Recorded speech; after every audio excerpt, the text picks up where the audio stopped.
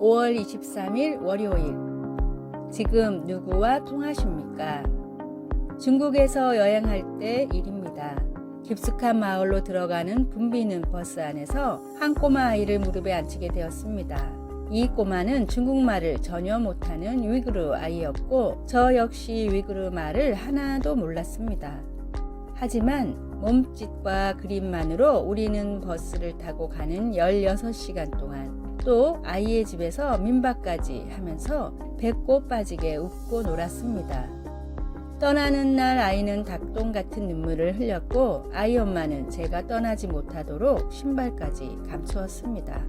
말은 단 한마디도 몰랐지만 의사소통은 물론 마음까지 주고받았습니다. 어떻게 그럴 수 있었을까요? 제가 얻은 답은 아주 간단합니다.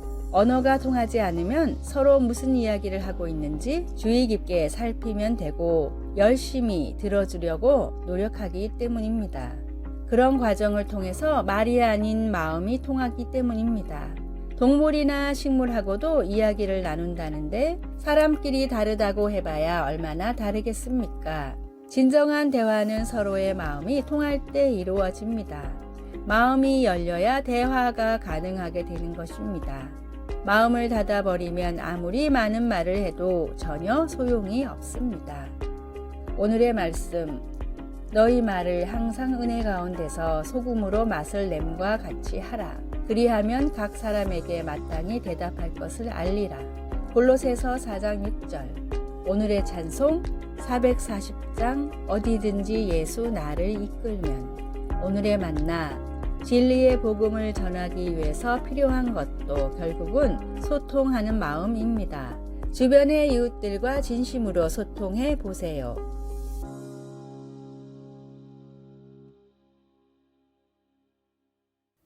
(5월 24일) 화요일. 다시 번성함. 햇빛과 물이 충분할 때면 엔텔롭 계곡과 피게로아 산 같은 캘리포니아 지역은 온통 야생화로 덮여 활기가 넘칩니다.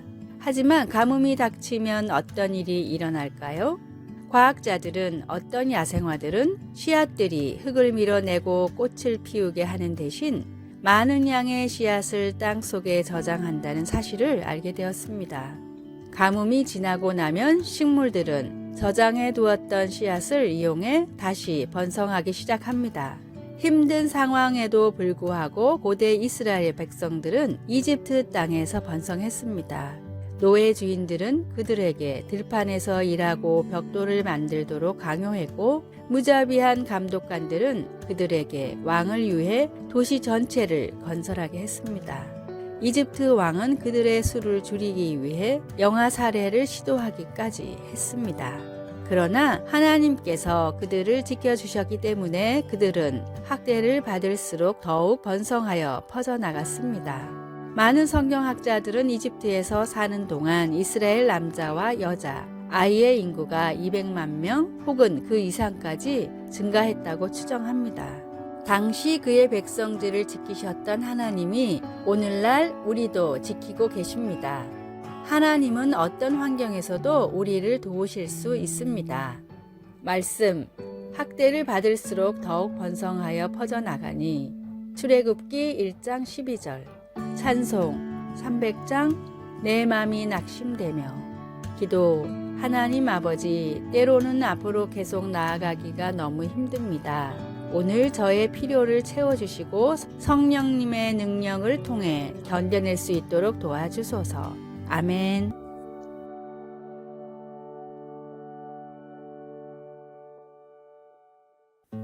(5월 25일) 수요일. 여전히 그대로인 것. 주사기는 19세기 중반 프랑스에서 발명됐습니다. 현대의학 기술 발전에 혁명을 일으킨 것으로 평가받는 주사기는 몸통과 피스톤 그리고 바늘로 이루어져 있습니다. 주사기가 개발된 뒤로부터 약 160년이 지나고 많은 기술들이 발전했지만 지금도 주사기는 그때와 거의 비슷한 형태와 구조로 이루어져 있습니다. 그 이유는 아무리 기술이 개발되고 새로운 이론들이 나와도 주사기는 초창기 그대로의 모습이 가장 효과적이기 때문입니다. 스피커 역시 마찬가지입니다. 과학기술은 눈부시게 발전하고 있고 스피커에서 사용되는 부품들도 계속해서 달라지지만 소리의 음역대를 나눠서 출력하는 방식만큼은 아직도 몇백 년 전의 방식인 투웨이 혹은 쓰리웨이 방식입니다. 음의 영역을 4개, 5개로 나눌 수도 있지만 몇 배의 돈을 들여 그렇게 한다 해도 기존의 방식과 큰 차이가 나지 않기 때문에 지금도 아무리 비싼 스피커라 하더라도 이 방식을 벗어나는 것들은 사실상 없습니다. 이 역시도 수백 년의 역사 동안 이 방식이 가장 효율적이라는 것이 증명됐기 때문입니다. 세상이 달라지고 시대가 변해도 여전히 그대로인 것들이 있습니다. 시대를 초월한 진리는 변해서도 안 되며 바꾸려고 해서도 안 됩니다. 예수님의 십자가로 완성된 복음이 바로 모든 인간들이 믿어야 할 망고불변의 진리임을 항상 기억하십시오. 오늘의 말씀, 예수 그리스도는 어제나 오늘이나 영원토록 동일하시니라. 히브리서 13장 8절. 오늘의 찬송 434장 귀하신 친구 내게 계시니. 오늘의 만나 어떤 시대에도 진리의 말씀을 향한 믿음만큼은 지켜나가게 하소서. 인류의 죄에는 복음이 유일한 정답임을 믿고 또 전합시다.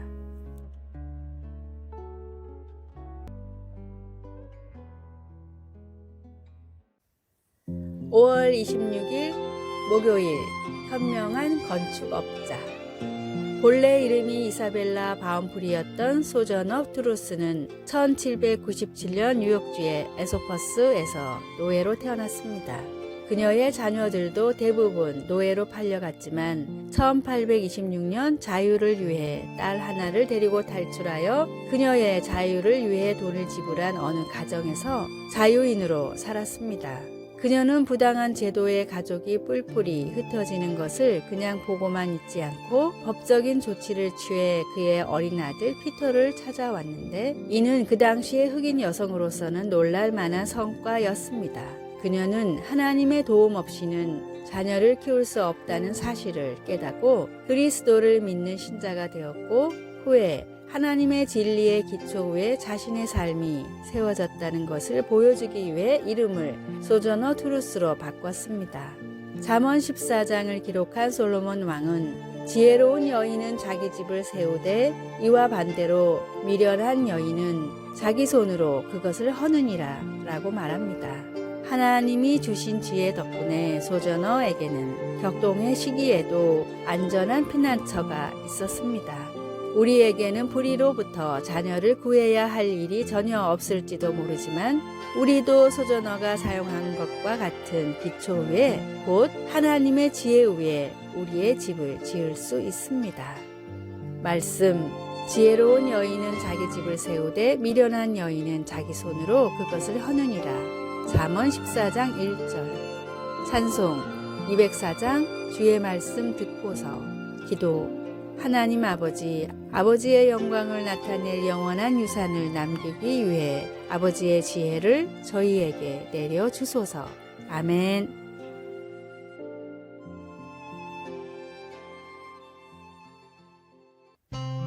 (5월 27일) 금요일. 마음의 모양이 있다면. 인디언들이 남긴 상형 문자 중에는 사람의 가슴 부분에 동그라미와 네모가 그려진 것들이 있습니다. 이 도형들은 사람들의 마음을 나타낸 것인데 하나같이 어린아이들의 마음은 네모로 어른들은 동그라미로 그려져 있습니다. 인디언들은 이 이유를 이렇게 설명합니다.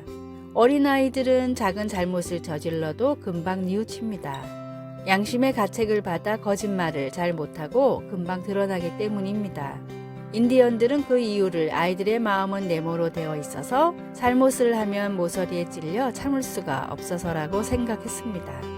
반면에 그렇게 반복해서 죄를 짓고 잘못을 하다 보면 뾰족한 모서리가 닳아서 점점 동그래지는데 그래서 어른이 되면 더 이상 어린 시절과는 달리 거짓말을 해도 양심의 가책을 못 느끼고 잘못을 하고도 덮어두려는 경우가 많다고 생각했습니다.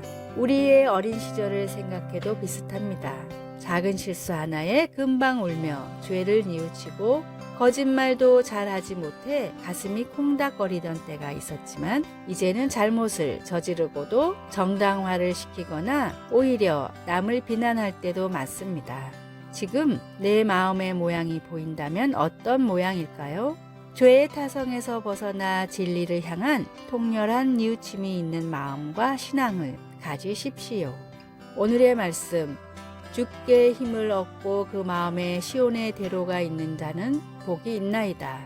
시편 84편 5절. 오늘의 찬송 252장 나의 죄를 씻기는. 오늘의 만나 조금씩이라도 죄에 빠지는 일들로부터 멀어지게 하소서. 양심의 가책을 어려워 말고 하나님 말씀으로 더욱 지킵시다. 아래의 빨간색 글자 구독을 누르시어 더 많은 전도의 열매를 맺으시기를 기도합니다.